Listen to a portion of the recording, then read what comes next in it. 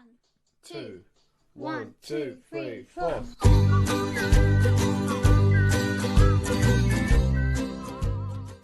Karena tes Stephen itu ibarat katanya kalau dokter itu kayak ronsennya.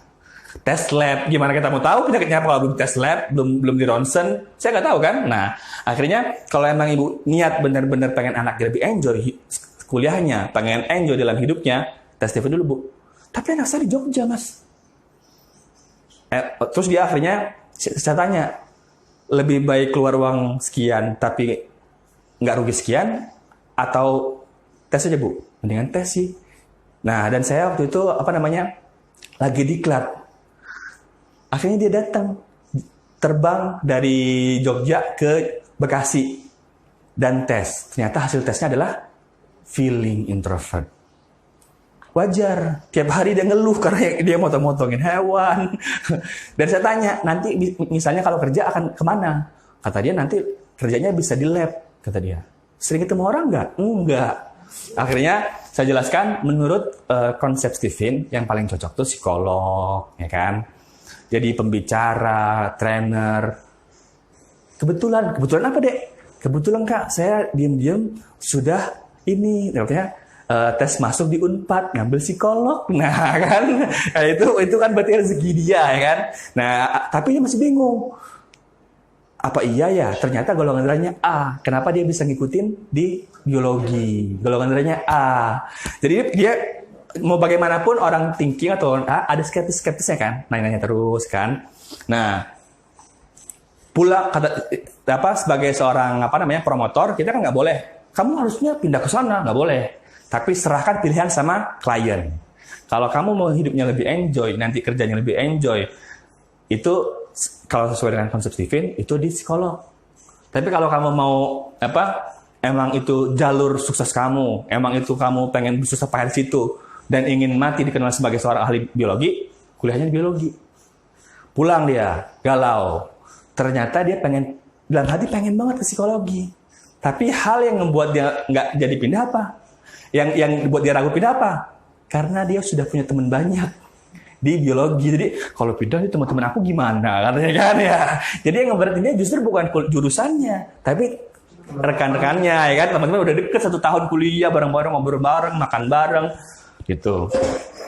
Tapi setelah berpikir lama, akhirnya dia memutuskan untuk pindah di Unpad ambil psikologi. Ya mohon doanya semoga dia nanti jadi psikolog terkenal dan jadi promotor Stephen.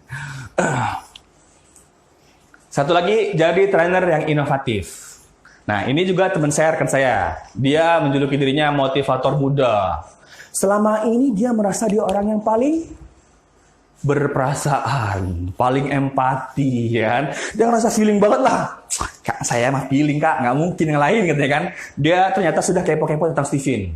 Dia udah melalang buana, ngeliat di internet, baca bukunya, minjem-minjem.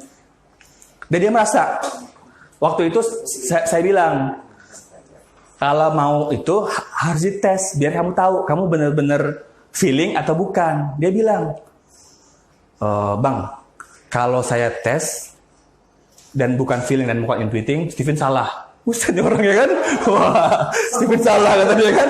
Orang intuiting bro, orang intuiting itu kan biasanya terlalu pede kan dengan ide-idenya. Oke kan saya, kita tes aja nih ya kan, kita tes kan. Ternyata hasilnya intuiting, ya kan? Nah, awalnya dibilang, kayaknya saya bukan intuiting nih mas. Saya gali. Bro, ente biasanya dulu sering nggak membuat kata-kata manis hingga buat perempuan kelepek-kelepek senyum, ya kan? Dulu pernah nggak diam-diam di buku kuliah ada lagu, ada puisi, senyum lagi dia? Kok tahu kau bang ya? Dia kebetulan orang Sumatera. Tahu lah, kan intuiting. Jadi saya encourage bahwasanya kamu tuh orangnya harusnya berkarya. Ternyata dia, iya bang, hal itu bener. Saya tuh banyak banget idenya bang.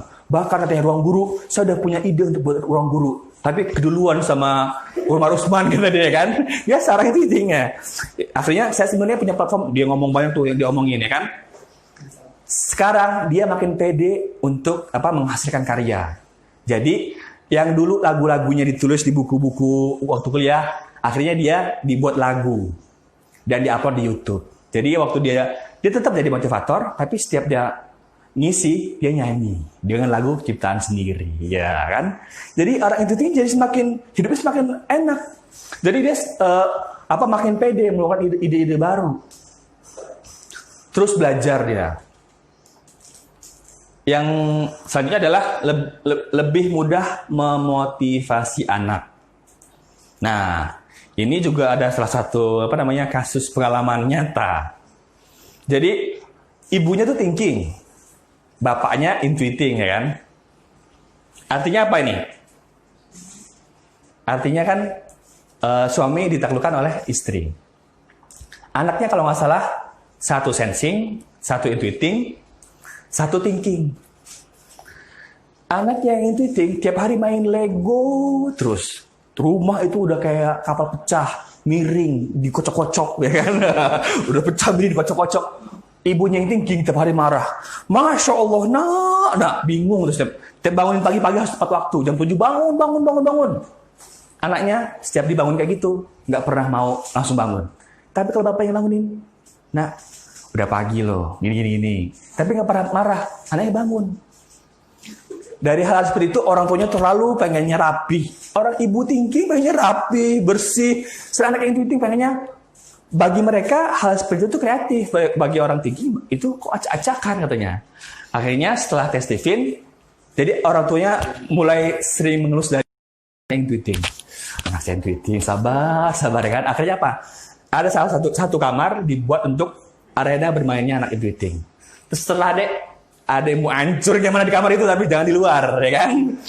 Itu buat anak yang thinking. Suatu ketika, orang tuanya yang tweeting iseng. Bener tas di sini katanya. Nah, jadi orang tuanya yang tweeting iseng. Siapa yang bisa juara 1 semester ini? Kalau SD semester apa? Semester. Ya, semester ini mau ranking 1. Ayah kasih 10 juta. Ya kan? Ranking kedua sekian, ranking 3 sekian. Anak itu nggak ada yang pernah ranking sebenarnya. Apa yang mengejutkan? Anak yang sensing nggak pernah ranking itu juara 1. Karena diiming-imingi dengan hadiah 10 juta. Jadi anaknya yang sensing itu juara 1, orang tuanya. Kok kamu bener ranking sih katanya. Tapi orang tuanya kan mau menjaga integritas. Nanti anak saya nggak percaya lagi dengan saya. Jadi dengan susah payah akhirnya udahlah 10 juta kasih anak dengan berat hati, ya kan. Anak yang sensing beneran juara 1. Dan itu bukan kaleng-kaleng, itu kejadian nyata. Itu anaknya juara 1.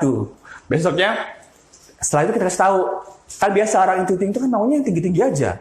Sedangkan anaknya sensing. Nanti kalau dikasih 10 juta nggak mau lagi sensing, maunya naik. Jadi kita sarankan, Pak, kalau sama anak sensing, jangan langsung ngasih hadiah yang besar. Nanti dia pengen naik. Makanya anak sensing itu dikasih yang sederhana aja. Selama itu bagi dia itu dibutuhkan, itu dia udah senang. Jadi kalau mau ada sensing, sekarang misalnya dapat sepatu baru, besok dapat sepatu sama baju gitu loh. Itu sudah bagus.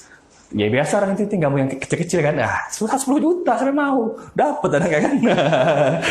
Jadi dia memegang kata-katanya. Alhamdulillah. Akhirnya buat semester depan anaknya semangat lagi nih. Kata orang tuanya, ini kan semester depan beda lagi hadiahnya katanya. Karena anaknya. Dan ternyata, kenapa anaknya itu juara 1?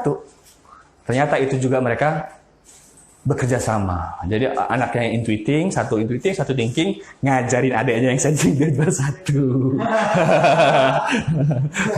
Itu terjadi ternyata. Bagi-bagi.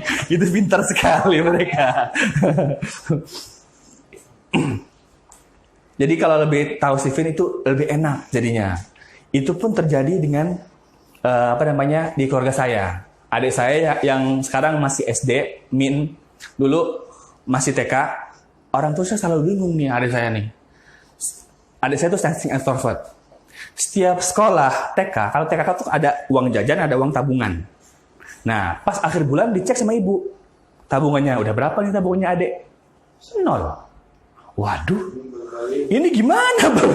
Benar bagi-bagiin. Ternyata setelah dicek sama orang tua ditanya, Dek, uangnya kemana? Kok uangnya nggak ditabung? Senyum dia. Iya, soalnya kan adik kan uangnya cuma segini. Terus temen adik si Rahmat, si Adi nggak bawa duit. Adik kasih aja, biar bareng-bareng belanjanya. Itu adalah potensi dia dermawan. Jadi nanya, Bang, gimana nih adik? Kok adik uangnya dibagi-bagi? Ya udah Bu. Jadi besok-besok kalau ada yang mau sekolah, kasih 3. 1 buat jajan sendiri, 1 buat nabung, 1 buat kasih temennya. Selesai. Jadi jangan dipatahkan potensi dari kecil, tapi difasilitasi. Gitu.